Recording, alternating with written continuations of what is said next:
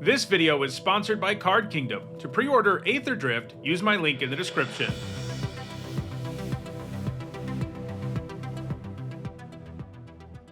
Hi everyone, I'm Nitsa Hone, and it's Saturday. That means it's time for Nitsa Notes, my weekly vlog series about limited magic. I completed my set review for Aetherdrift earlier in the week, and as usual, the first Nitsa Notes after a set review is kind of a Cliff's Notes of the set review, where I'm going to talk about the 3 best commons and the best uncommon in every color.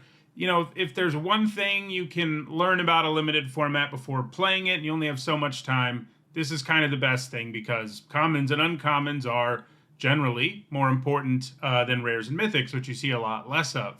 But if you do have time to watch a whole set review, I have talked about every single card in the set as well. At this point, there's also probably a couple of draft videos of the format up on the channel as well. All right, let's start with white. I think white's third best common is Collision Course. This can remove artifacts for 2 mana, and this format has tons of artifacts. In fact, it's a big theme in the set, so you'll frequently have targets for that mode. But when you don't have something that this can kill with the artifact kill mode, it's like a really inefficient removal spell for other stuff. I mean, obviously, if that's all this card was, it wouldn't be very good, but you'll frequently have a good target for the artifact part, while, you know, by the mid to late game, the other mode is pretty much online in terms of removing a wide variety of creatures. So I like the flexibility and the baseline of this card. It seems like it'll do a lot of artifact destruction and creature removal in this format. And for only 2 mana, you know, that's kind of the cutoff these days for really good removal, especially at sorcery speed. It needs to be 1 or 2 mana. If it's more than that and it doesn't give you anything else, it's kind of bad. But this, I think, meets that cutoff. I think white's second best common is Leonin Surveyor. So we've seen lots of 2 mana 2/2s that only have first strike on your turn, and they've all played pretty well over the years. They can usually, especially if you're on the play, they can usually attack with no problem at all on turn 2. If you back them up with any sorts of combat tricks or anything, they're really good. And even by turn 3, if your opponent just has like X2s around, it can still attack really well. And that's extra good with Leonin Surveyor because it also starts your engines. It is a low mana value card at 2 that starts your engines, which is pretty important in this format anyway. Like, if you play a 1-drop and then play the Surveyor on 2 and attack your opponent with your 1-drop, you're already going to be at 2 speed. And the Surveyor itself is good at attacking on a lot of board states because of its first strike, so it can threaten to raise speed on its own. Mix in the fact that when you do get to max speed in the mid to late game, or maybe earlier if things are really going well, you can cash this in from the graveyard for a card. So, you know, it can generate 2-for-1 value. Start your engines isn't something that's always happening, you know, but in white you have a few good ways to get your engines started early. And this is kind of one of the premier ways. And even if you take that part out of the card, it would probably still be a very solid playable 2 mana 2/2 that has first strike on your turn. And I think white's best common is Lotus Guard Disciple. I could definitely see the Leonin eventually taking this slot, but the Disciple is pretty good. 3 mana 2/2 flyer isn't as impressive as it used to be in a world where there's frequently very cheap removal and just bigger creatures. But one way to get around that problem of being a relatively inefficient creature is to have a really good enters trigger, and the Lotus Guard Disciple definitely does. Because when it enters, target creature or vehicle gains lifelink and indestructible until end of turn. That means it effectively gives you a free attack, and in a format with a lot of vehicles, oftentimes the thing you're attacking with is pretty big, and even if your opponent can block it, you're going to gain some life. You're going to make them think about whether they want to block it to begin with because of the fact that it's indestructible, and if you have any other mana untapped, who knows what might happen to their creature they're blocking with. And on top of that, you know, flying is a little more valuable in this format perhaps than in most because of speed, so it just seems like the Disciple's going to do a lot of work, whether you're playing it on turn 3 and making your 2-drop into an indestructible lifelink, or whether you're drawing it later and giving your 6/6 vehicle indestructible lifelink and smashing in with it. Both of those plays sound pretty good to me. And I think white's best uncommon is Detention Chariot. So this vehicle does the Banisher Priest thing, except it can also hit artifacts. In other words, when it enters, target artifact or creature an opponent controls gets exiled until Detention Chariot leaves the battlefield. you know, that kind of card always performs well in limited, something that adds to the board and removes something. It's effectively a 2-for-1, even though it can be a temporary one if your opponent has removal for the chariot.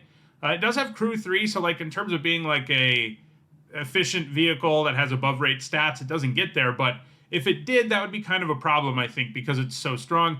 And then you mix in the fact that it has cycling for 1 white mana, and white, and especially white-black, has ways to bring back vehicles from the graveyard ahead of schedule. So you can cycle this early and potentially reanimate it on turn 4. That's not going to line up all the time, but it's additional upside on a really good card. And, you know, sometimes, even if your deck doesn't have a way to get the chariot back, sometimes you have a card like this in your opening hand and you're stuck on 2 lands and you just have to find a land. And it's nice to have a 6-drop that can help you do that because of cycling. So it's got a powerful effect in a vacuum. Then it has all this vehicle upside and cycling upside that I think really solidifies it as an incredibly powerful uncommon. All right, let's move to blue now, where I think the 3rd best common is Keen Buccaneer. Starts out as a 3-mana 2/3 vigilance, not really where you want to be, but it has an exhaust ability for 1 generic and a blue. Draw a card, then discard a card, and you put a +1/+1 counter on it. So one way to sort of break this down, and the way I sort of decided that I liked this card, is I thought about how good a card would be that is 5 mana for a 3/4 vigilance that lets you loot when it enters. And that card's not amazing, right? But it's a card you'd probably play in a lot of limited formats because it has like okay-ish stats, gives you some value, loads the graveyard, lets you discard in a format where there's value for it.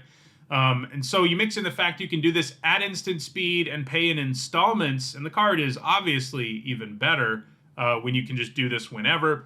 Also throw in the fact that not only are there discard payoffs in the format, there are exhaust payoffs, and this card just seems like it will line up with exactly what like a lot of blue decks want to be doing in this format, in addition to just being a card that is pretty solid on rate alone. I think blue's 2nd best common is Spectral Interference. It's a counter spell that can counter an artifact or creature spell unless its controller pays 4 generic.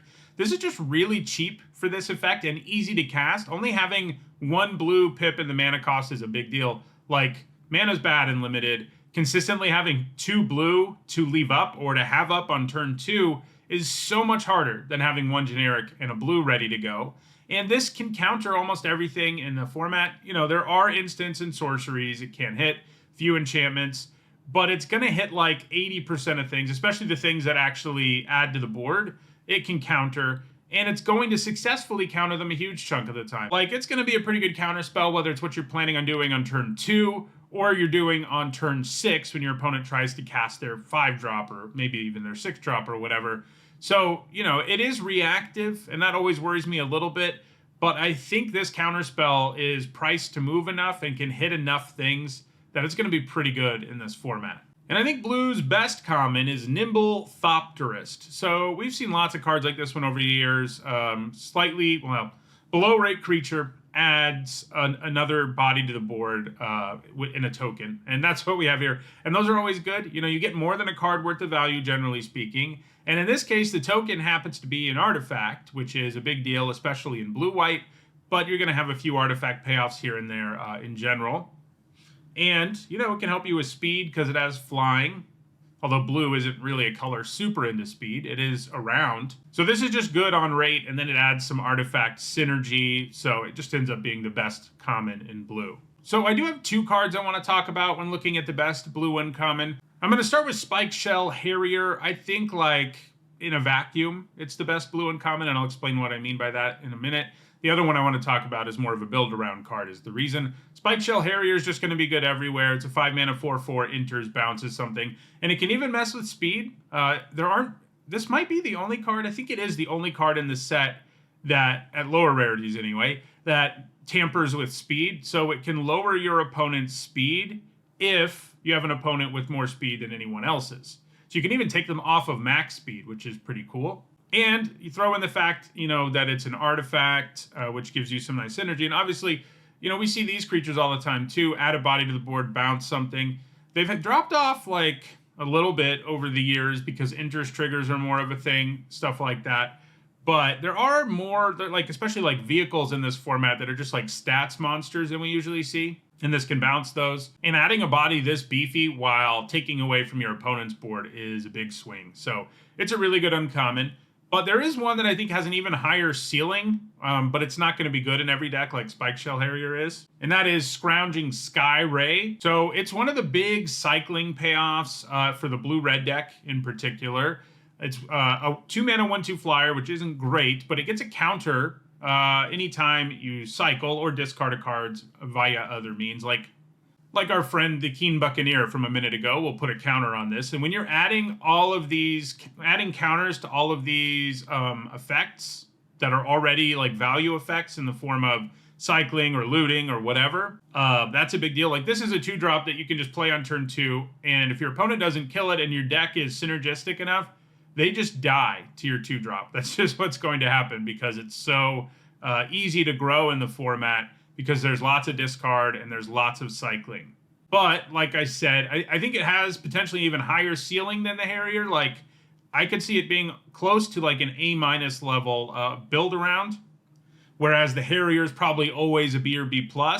But if you don't have that much cycling in your deck, the 2-mana 1/2 flyer Sky Ray is not very good. You need to have a lot for it to really take off. And again, discard works too. Cycling is just generally the most common way you'll pull it off. Let's move to black now. I think the third best black common is Packed Doll Terror. So the baseline here is 4-mana 3/4 that drains your opponent 1 life.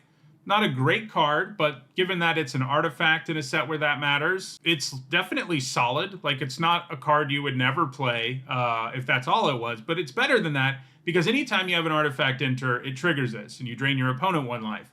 That is good for speed, in addition to just being a good effect in general. And, you know, lots of black decks in this format are going to be set up in such a way that a decent chunk of the cards in their deck trigger Packed Doll Terror. And that kind of bleed out effect can really, really add up. Again, especially in a format where if you have speed going on, it's a nice way to trigger it without having to attack or anything like that. I think the second best black common is Spin Out. It's murder, but it can also hit vehicles. I don't love the double black. That's never something I love on murder. Like I was talking about with counterspells, having 2 black always when you need it to cast this is surprisingly hard and limited.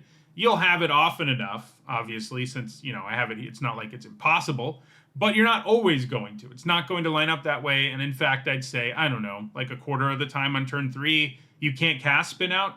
Good news is it's pretty good all game long. You don't have to cast it on turn 3, but that is a significant chunk of the time. It's an instant, so even though it's a little expensive at 3 mana, the fact it can take down all the things that can attack in this format, whether it's a vehicle or a creature or block in this format for 3 mana is a pretty good deal. However, I think there's one black common that's even better, and it's also removal. It just has like way more going on, and it's way more efficient, and that is Grim Bauble, which I think is probably going to be in the conversation for best common in the set. It's 1 black, does the -2/-2 thing, so it's like a sorcery speed disfigure, which normally not something you're pumped about. However, it's an artifact, so the various artifact payoffs in the format, which some are present in black, for example, Packed Doll Terror, those things are going to work out pretty well. While sacrifice isn't a major theme in this format, there are a few cards that are better when you can sacrifice artifacts to them. And if you're sacrificing a bauble that killed something for 1 mana, which, you're usually trading up with that 1 mana too, because people are going to be playing 3 and 4 drops this thing can kill. When you sacrifice something like the bauble that's already given you really efficient value by killing something, you are really coming out way far ahead. Throw in the fact that it has its built-in way to get additional value. You can throw it away and surveil with it when you have the mana and the time, and that helps you load your graveyard in a format where the black-green deck, especially, and the blue-black deck to a lesser extent, are both interested in getting artifacts into the graveyard. So it's just like, on rate, a good removal spell. If it was just 1 black artifact, target creature gets -2/-2, it would probably still be better than Spin Out in this format. If it was a sorcery, it might not be, but being an artifact is significant upside. But the point is, it's great. It's an easily first pickable common that you'll take over most rares and mythics in this format, I think. Obviously, there's a lot of good rares and mythics that you take over the bauble. I'm just saying there's a lot that are worse, too. So let's look at the uncommons now. I do have 2 cards I want to look at, and it's a similar situation to in blue, where one of them's a build around, one of them's kind of just good in a vacuum. The one that's just going to be good in any black deck is Carrion Cruiser. So 3 mana, 3/2 vehicle with crew 1. Not great, but at least it's easy to crew. Like, you don't have to work very hard for that. It's just that the stats aren't great, but the enter trigger is really good. You mill 2 and then return a creature or vehicle from your graveyard to your hand. So imagine this was a 3 mana 3/2 with that trigger. That would be an insane card, right? And this is a step below that because it does need to be crewed. But on the flip side, it's also an artifact and a vehicle in a set where those things certainly matter. But most of the time, this can generate a 2-for-1 really easily while also helping you load your graveyard for your graveyard payoffs, which basically all the black decks, as usual, are going to have at least a little bit of graveyard action going on. Black, green, and blue-black are the ones that are going to be like the most into it, but every black deck will be able to make use of Carrion Cruiser. And so the build around that I want to look at, and a card that I could also just see, if depending on how the format shakes out, isn't even a build around at all, is Risen Necro Regent. I talked about this a little bit in the set review. I even made a community post about it too when it was first previewed, because it has such a wide swath of how good it can be. It can be a 5 mana 5/4 that basically does nothing. That's a bad card. But it can also be a 5 mana 5/4 that creates a 2/2 black zombie creature token every one of your insteps. Every instep would be even better, but it's just during your instep. And that card's like a bomb, because you're usually going to get at least 1 2/2 body out of the deal before your opponent can ever kill it. The problem is you have to get to max speed, and it's doable in the format, but it's not automatic. And I think maybe it needs more of a build-around grade than I initially gave it. I gave it a B- in the end of the set review because I thought it'll be really good a certain amount of the time. But if your deck isn't good at doing speed stuff, which luckily black is one of the colors that's good at it, it's not a very good card. So it's gonna, it could be the best uncommon in your deck, but it could also be a card you don't play. And so that's why I think it's worth mentioning as one of black's best uncommons, even though it doesn't have like as high of a floor as something like Carrion Cruiser does. All right, let's move now to red, where I have the 3rd best red common as Crash and Burn. So this costs 4 to do 6 to something or destroy a vehicle. It's kind of like Spin Out and Collision Course. These are 2 other cards we've seen that I've mentioned that are pretty solid removal spells, but have some additional format-specific upside that makes them better. In this case, you can destroy vehicles. 4 mana is a little expensive, but at least it only has 1 colored pip, and at least it's an instant. Both of those things mean you can still produce some pretty good blowouts. There will be times where you spend 4 to destroy something that costs 3, and that never feels great. Like, the best removal that costs 4 or more, like, gives you something when it destroys, when it kills something other than just the killing the thing. Like Bake Into a Pie, for example, is a good example of this. You get a food token, right?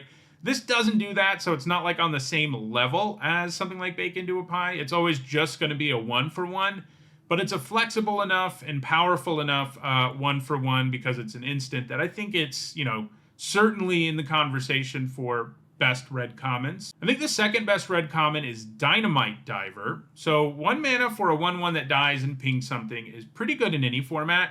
It can take down X2, so it can trade up really easily. If your opponent has 2 X1s in play, it kind of stonewalls them in a big way, which is kind of hilarious for a 1-drop. And this one, in this set where speed is a thing, especially in red, pinging is even better because you have this opportunity to do 1 to your opponent whether they let it through or not. And doesn't end there. It can also crew things really well, all the way up to crew 3. So that matters in a format with tons of vehicles, and red is one of the most vehicle-oriented colors as well. And it can crew almost all of the common and uncommon vehicles as a 1-drop. And that's not a small thing, I don't think. So it does a bunch of stuff in addition to having this solid baseline as 1 mana 1/1 ping something when it dies. I think having 1-drops in this format, especially in red, is valuable anyway, for reasons I mentioned. Like, you play this on 1, turn 2, you play the 3/1 with Start Your Engines, then you attack with this, you're going to be up to speed 2 all of a sudden. And a 1-drop that can crew most things in the format is especially intriguing. And I think red's best common. It's not exciting, but we see it all the time, and we know it's going to be in this conversation. I mean, maybe it doesn't end up being number one, but it's going to end up as the first or second best red common, and that's Lightning Strike. 2 mana, do 3 to anything, instant. This is cheap enough that you can trade up in a big way, get tons of tempo while trading 1 for 1. Can even go after the opponent, which in a format with max speed, you're probably slightly more likely to do than usual, even when it doesn't straight up kill them. It's just super efficient, and you'll play if you could draft 6 or 7 Lightning Strikes, you'd play every single one of them. And anytime that's true about a common, I think that's a pretty good indicator of just how good it is. So in red, I have yet another where I want to talk about a build around a little bit. But there's also one card that's just going to be good in every deck and is, I guess, the true best red uncommon in terms of working in every deck, and that's Road Rage. 1 mana to do 2 at instant speed is always good, and this has big upside because you get an additional damage for every vehicle and mount you control. So it scales as the game goes on, is effectively what it does. Early, it can trade for a 2-drop for 1 mana, which is a great play. And then if you have it later in the game, it's going to be doing 4 or 5 or maybe more for only 1 red mana, which is really insane. Like, you'll have turns where you kill your opponent's best blocker and then drop a 4-drop, for example. Like, that kind of turn is kind of game-ending. But there's also a really powerful max speed payoff at uncommon, and that's Indrider Spike Spitter. I think it has a higher floor than Risen Necro Regent does. 4 mana, 3/4 reach is less disastrous than a 5 mana, 5/4 with no abilities. But it has an ability you do have to wait a whole turn for once you have max speed, and that is that you effectively get to draw an extra card. The way red draws extra cards. So, it can run away with the game by giving you card advantage in a big way. So it's, also sort of in the conversation. One other card I want to mention that I wouldn't be utterly shocked if it ends up outdoing even Road Rage is Spire Mech Cycle. This is a 5 mana, 5/4 haste vehicle, but it has a very powerful exhaust ability where you tap a mount or a vehicle and you put a counter on the Mech Cycle for each mount or vehicle you control, and it becomes an artifact creature. So you never have to crew it again. There's going to be a lot of turns where you just play this, use that as exhaust ability immediately, smash in for at least 6, and that's just going to be a beating. So there are a lot of powerful red uncommons, I guess is what I'm saying. I'm going to go into the format assuming Road Rage is where the one you take over these other two, but all 3 of these, I think, could end up being even better if speed is really easy to get going. At this point, I don't have enough of a sample size to say whether it's really easy to get going. It is doable. And then the Mech Cycle being as expensive as it is holds it back a little, but it gives you your mana's worth. All right, let's move to green now. So I think green's 3rd best common is Hazard of the Dunes. 4 mana, 4/4 trample reach. Pretty solid rate. In this day and age, it's probably just about on rate in terms of the keywords and everything you get out of it. But not having an interest trigger and stuff like that, or a death trigger, does really hold cards back these days. This is mostly just like a stats monster. So I don't think green's commons are ultra deep, is what that can tell you. Because I think this is number 3, and I'm not that excited by it. I do like that in the late game, when you don't have anything else to do with your mana, you can exhaust and turn this into a 7/7. It's never going to feel efficient, of course, if you count how much mana you spend total, but you can kind of look at it as paying kicker several turns later. Like, if you drew this late in a game and you could kick it all at once, that would be some real upside when you get to 11 mana anyway. But this is even better because you can pay in installments. There's also several ways to produce extra mana for paying for activated abilities, so you might do it even sooner.